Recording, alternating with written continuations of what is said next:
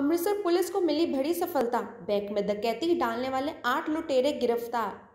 अमृतसर और तरनतारन जिले में विभिन्न बैंकों में डकैती डालने वाली एक महिला सहित 7 सदस्यों को अमृतसर जिले की पुलिस ने गत दिवस गिरफ्तार किया था।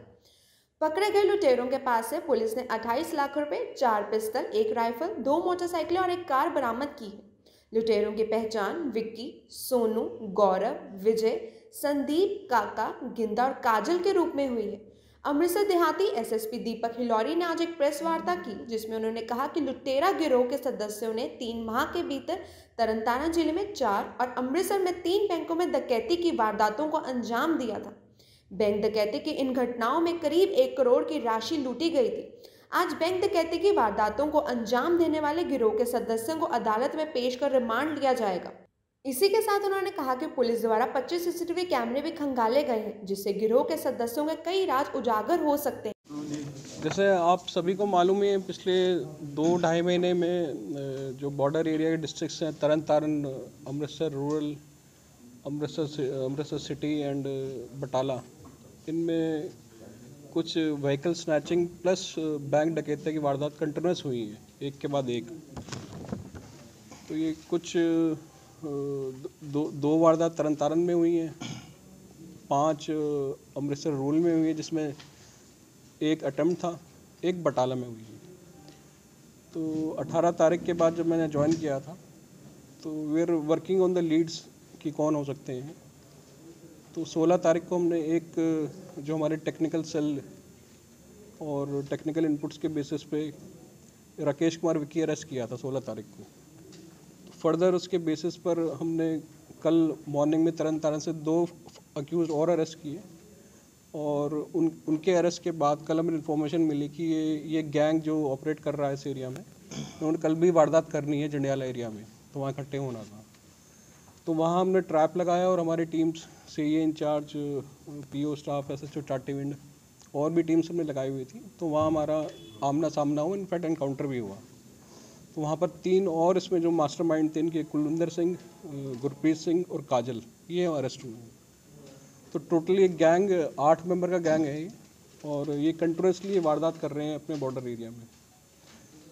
अरेस्ट होने के बाद इनसे रिकवरी भी हुई है। जो तरन तारण में रिसेंटली 19 तारीख को इलेक्शन से एक दिन पहले जो वारदात हुई थी, वो भी ट्रेस हो गई है। उसमें अराउंड हमें 28 लाख रुपए इनसे मिले हैं, 4 पिस्टल मिली है, और जो अलग अलग बैंक गार्डों से इन्होंने जो राइफल्स लूटी थी, उसमें हमने 5 रिकवर कर ली हैं। इसके अलावा जो फर्दर इन्वेस्टिगेशन चल रही है, मोस्टली इनका मतलब सभी का क्रिमिनल बैकग्राउंड है, किसी ना किसी पर्चे हैं। कुलविंदर सिंह पर 11 पर्चे हैं पुराने, 4 गुरप्रीत पर हैं, और जो मेन इनके एसोसिएट काजल, मतलब ये भी काफ़ी शातिर है, और इसी की शह पर सारा ये चल रही थी जो डकैती हो रही थी।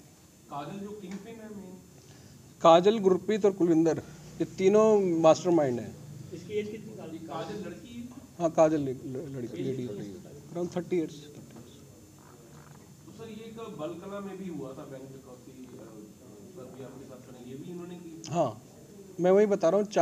18 तारीख के बाद हमारे 4 डकैती हुई, 1 अटेम्प्ट हुई थी, वो 5 ये गैंग ने की। तो ये बैंकिंग को निशाना बनाते थे, और कोई और दुकानों की जा सकती है? एक्चुअली बैंक्स में मोस्टली तो दिमाग में इनका ये था कि पैसा ज़्यादा मिल जाना, और जो इनका मोडस ऑपरेंडी यही था कि रैंडमली कोई बैंक सेलेक्ट कर लेते, जहाँ भी गार्ड अलर्ट नहीं होता या पुलिस का मतलब वहाँ पर अगर गश्त नहीं है तो उसको सेलेक्ट कर लेते थे।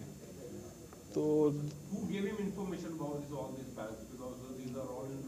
मतलब पहले रेकी करते थे, मैं वही बता रहा हूँ ना, जैसे अगर गार्ड अलर्ट नहीं है, सपोज कोई बाहर चला गया, गार्ड नहीं है वहाँ पर, they will target that.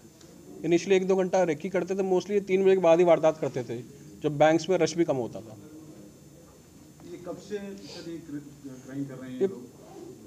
Criminal background तो काफ़ी पुराना है। कुलविंदर, गुरप्रीत पे मैं बताया कि 11 पर्चे, एक पर 4 पर्चे हैं। पहले भी इस तरह की वारदातें कर चुके हैं, ड्रग्स के भी पर्चे इनके ऊपर। लेकिन जो बैंक डकैती का तो पिछले 2-2.5 महीने से ये पूरे बॉर्डर एरिया में कर ही रहे। और भी कुछ है पुलिस को इन्फॉर्मेशन क्या, जैसे कई इन्होंने एटीएम भी कई जगह से गाड़ी लगाई? हाँ, इन्होंने 2 गाड़ी स्नैच की हैं, एक कत्थू नंगल से की थी, एक सिटी अमृतसर कमिश्नरेट से की थी। तो एक I-20 जो रिकवर हुई है, एक तो हमारे मतलब कत्थू नंगल की स्नैच की हुई है। सर टोटल लूट कितने लाख की हुई है जिसमें टोटल अभी वो कैलकुलेट कर रहे हैं। कल जैसे हमारा 28 लाख तो अराउंड हमने रिकवर कर लिया है।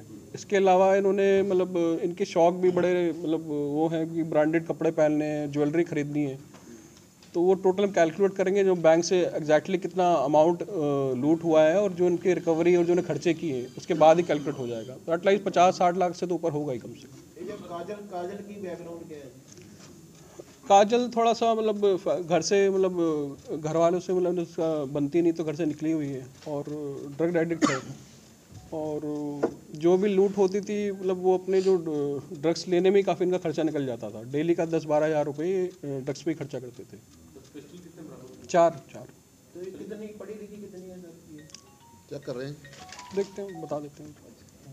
तो हाई फाई रहते थे? हाई फाई रहते थे होटलों में, होटल्स में रहते थे, मॉल्स में मतलब कपड़े खरीदने, अच्छे ब्रांडेड कपड़े खरीदने, शौक तो यही थे इनके और यही इनका पर्पस था कि लूट करो और मैक्सिमम खर्चा करो। सर उन्होंने ये बताया कि इस काम में इसीलिए क्रिमिनल इसीलिए बने क्योंकि इजी मनी है। इजी मनी मैं आपको ही बता रहा हूँ मतलब अपने एक तो ड्रग्स का इनका एडिक्शन था, सेकंड जो उनके खर्चे थे वो तो ड्रग्स कहाँ से लेते थे? ये इस पे भी वो पुलिस काम कर रही है? कर रहे हैं, इन्वेस्टेड कर रहे हैं फर्दर उसमें। तो काजल के दर्शन हो जाएंगे आज? हाँ, उनका रिमांड हमने लिया है। आप